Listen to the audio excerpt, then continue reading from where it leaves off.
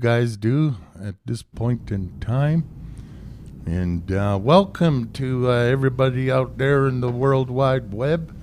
We are at Blackfoot Crossing here, historical park, doing some live streaming tests, checking out our software, checking out our Wi-Fi, checking out all our brand new equipment here. And today I have some young fellows that are the shining examples of our nation, part of the Siksika SN7 program.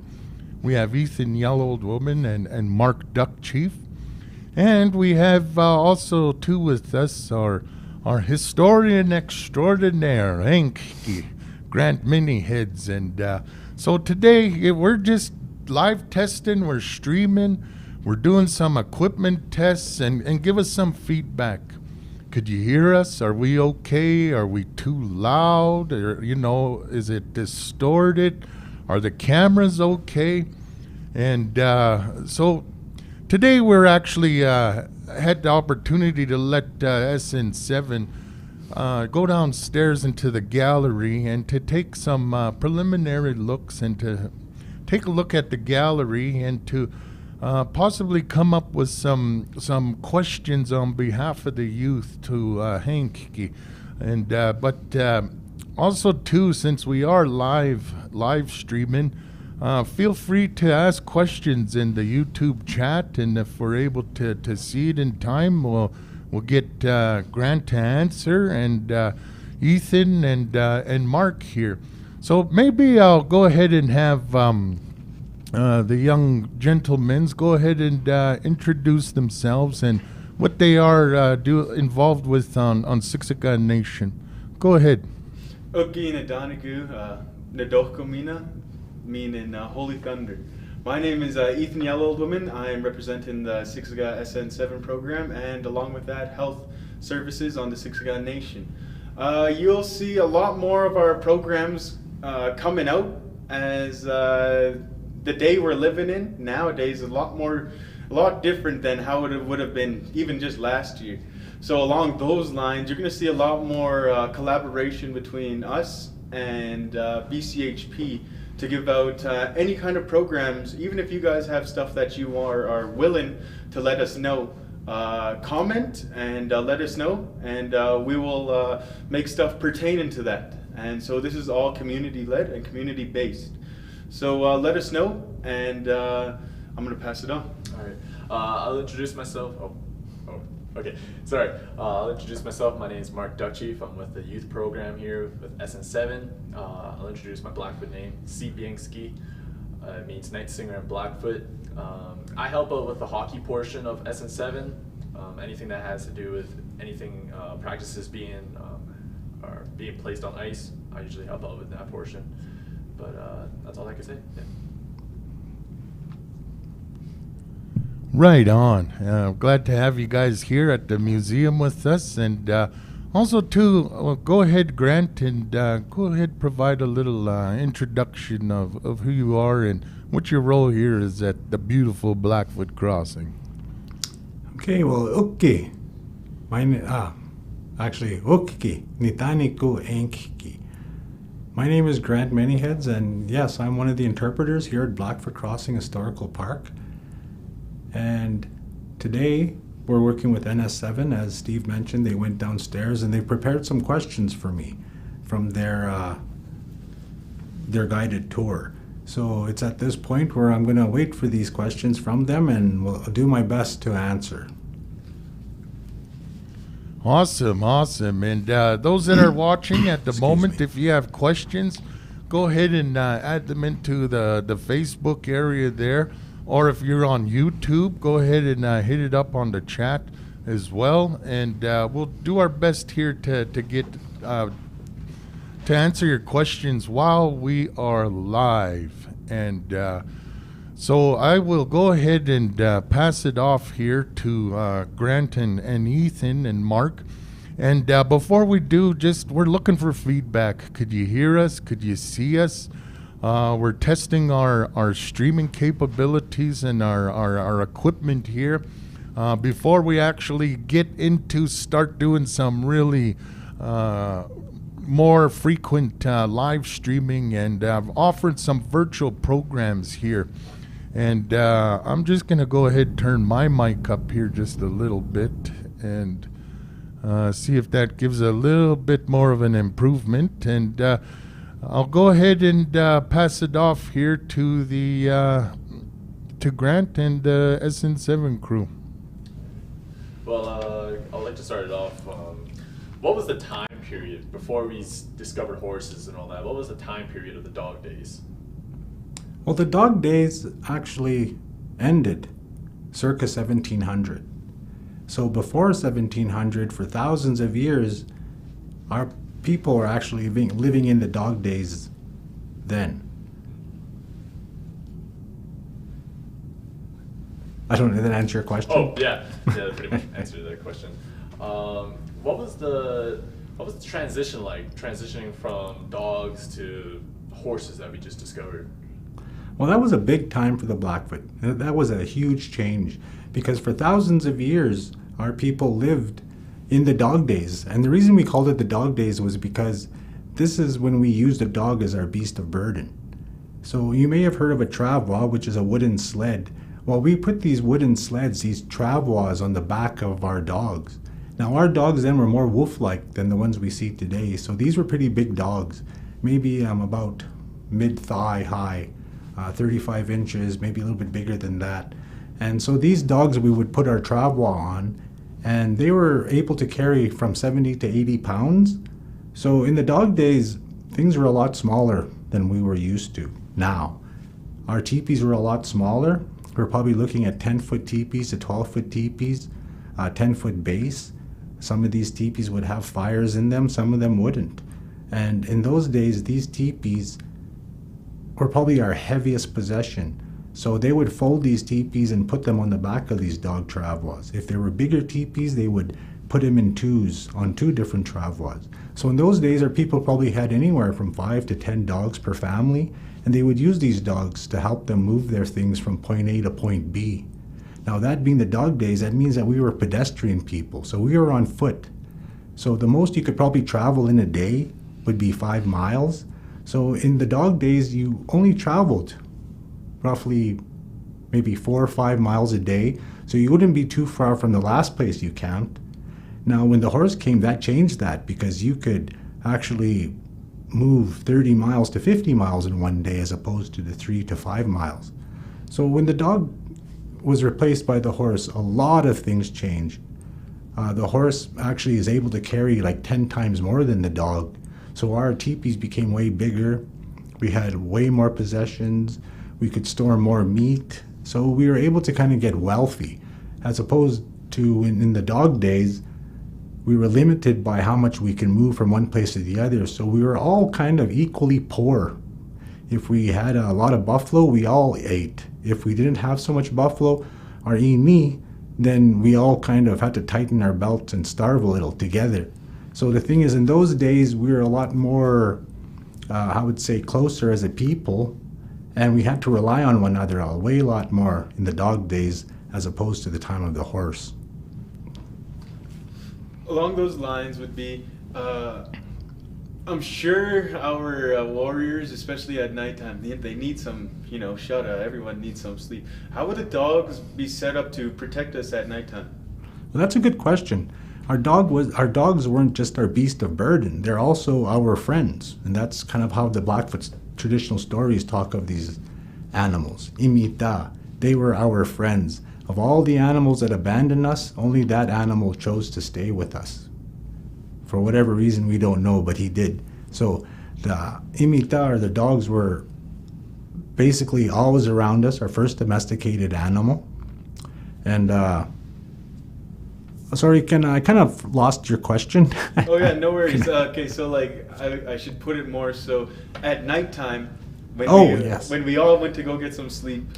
How did they protect us? You know how we have dogs out here, especially at nighttime, they'll be barking? Was it something along the lines of that? Pretty much the same thing, yes, you're right. See, the thing is, every family would have their dogs, but at nighttime, what they usually did was they put the dump sites, like all the bones and all of the garbage, on each side of the camp, maybe on 3 sides of the camp, and the one side would be along the river. So what would happen at night is these dogs would actually go out to these garbage piles, and they would gnaw on the bones there all night while their owners were sleeping in the teepees. Well, the thing is, the scouts relied a lot on these dogs because, as you know, dogs are more sensitive, hearing, smell. So at nighttime, if they heard anything, they would start barking, and this would alert the scouts, and the scouts would go check to see what it was that the dogs were barking at.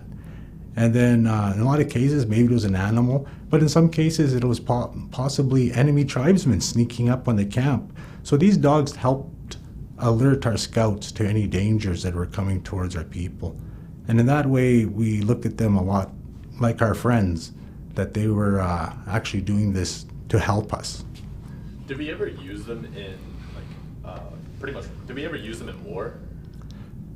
You know, there's nothing really on the actual archaeological or anthropological records as to that actually happening, but I would look at it in the sense that for thousands of years we relied on these animals. So obviously over those thousands of years we would know what their abilities were and capabilities and how they would be able to help us.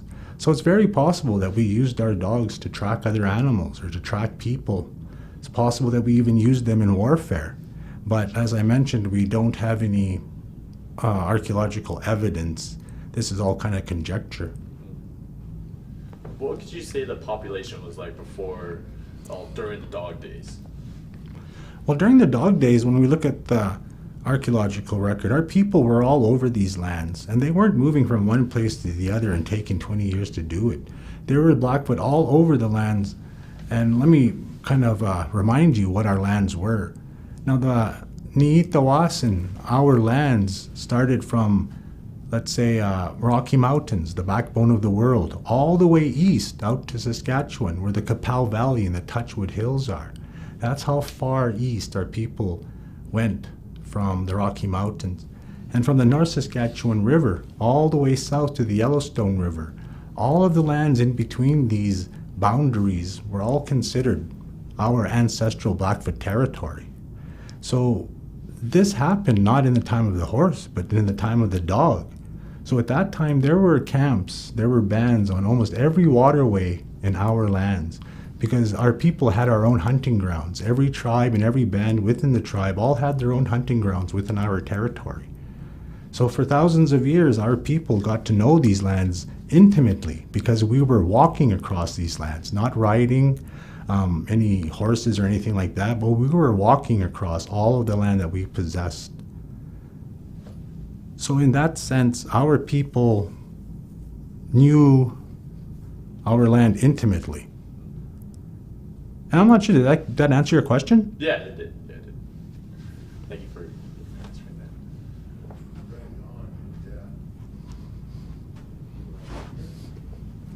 that. For those that are just tuning in, we're doing a trial run, checking out our equipment, our software, our streaming capabilities, our Wi-Fi connection to the internet. And if you hear us okay, let us know. If we're cutting out, let us know. Give us some feedback here as well. Could you hear Grant okay? Could you hear SN7 as well? And we're just glad to have them here as part of the day and part of this whole trial run. And today we're going through talking about the dog days and historically with the Blackfoots, the late 1700s. When did you say, what date roughly did the dog days end, Grant? I'd say roughly 1700, circa 1700. We could have bumped into the horse, or some of our tribesmen may have bumped into the horse a few years before then, but it was roughly around that particular time that we started accumulating more and more horses. So right there about the late 1700s, just before the turn of the 18th century. Actually, no, that's the late 1600s. The late 1700s.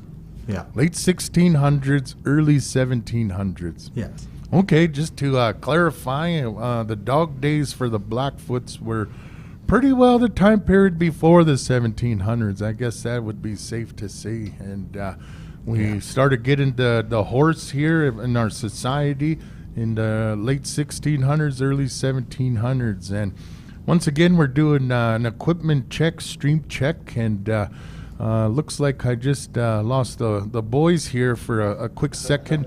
Grant, could you go ahead and explain again how did we eat? We didn't have refrigerators back then. How did we survive? Well, as Blackfoot people, the Iini, the buffalo, was our staff of life, and it's always been our staff of life as far as we know. Now, that being said, we used to follow the buffalo herds all over our lands. So wherever the buffalo went, the Blackfoot went. And in the dog days, the biggest event was the communal hunt. Now, the communal hunt was a very well organized hunt that involved everyone within the tribe. So everybody in one band, one encampment, it could be 30 or 40 teepees, but all the people that are living in that encampment would be involved in these communal hunts. Now, a lot of these communal hunts, they were either, we have a word in Blackfoot, biskan, and that just kind of means, like in translated, like a deep blood kettle. Well, basically where we hunted these animals would become just a big deep blood kettle because of the amount of butchering that was going on. Well, our people used to drive the buffalo off of cliffs, like Head Smashed in Buffalo Jump, or even nearby here we have a place called Hammer Hill, and that was a well-known buffalo jump. And what they would do is they would have drive lanes, and they would get the buffalo into a gathering area, and usually it was men dressed in wolf robes who kind of gathered these buffalo into a gathering area. And then once those buffalo were there, they would send out young runners who were dressed in calf robes. And these calf robe decoys would trick the buffalo into thinking they were calves and they were leaving a certain area because they're kind of straying off. Well, these buffalo would follow that straying calf because they would think all the men behind them in wolf robes were wolves and they're getting ready to attack. So they would start to kind of run a little bit, and they would go chase after that calf to bring them back into the fold. Well, this calf would lead them to a trap, either to the lip of a cliff or a precipice where the buffalo would fall over, or it would lead them into a bisgun or a pound, like a corral, where the buffalo would run into it and they wouldn't be able to escape. They would just be running in this corral, and the people could kill them at their leisure. Well, these communal hunts, these were the biggest way and the only way that we can get a lot of meat to survive over the winters or over lean months. So in those days, the biskan, either the jump or the pound, was what was most important. And our people all worked towards getting those buffalo into those pounds. And then we would turn to our holy people who would be praying the whole time that the hunt was going on to ensure its success. And as far as I know, the Blackfoot usually were very successful when it came to our communal hunts. Not like other tribes who really didn't know how to do it. They would try, they would attempt it, but our Blackfoot people, over the thousands of years that we were doing this, we perfected the hunts. And our hunting societies and warrior societies were the ones that actually were formed during these years and continued on once we got the horse.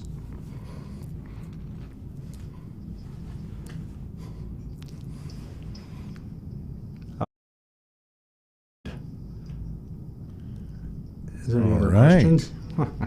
Hold on here. We kind of just had a little bit of a hiccup here, Grant, on the equipment side. We're doing our best here to safely do some safety measures, and we're all set up in different rooms here.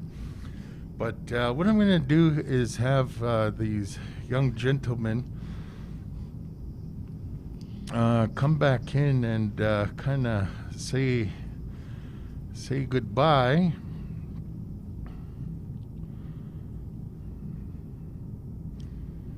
Okay, we got them here, there, and